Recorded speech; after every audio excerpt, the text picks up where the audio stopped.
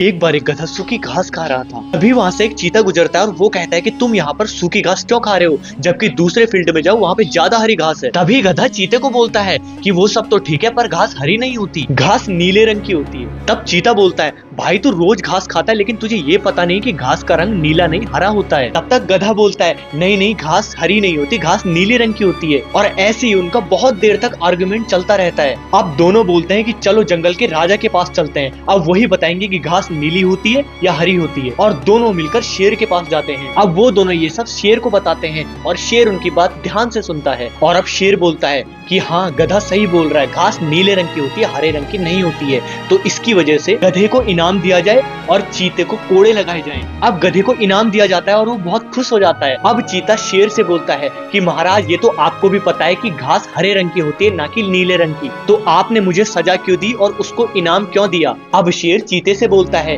कि मैंने तुझे इसलिए पनिशमेंट नहीं दी कि घास हरी होती है नीली होती है, मैंने तुझे पनिशमेंट इसलिए दी है क्योंकि तू एक गधे से बहस कर ही क्यों रहा था, और इसीलिए तुझे कोड़े लगाए गए, क्योंकि मूर्ख से बहस करना ही सबसे बड़ी मूर्खता है।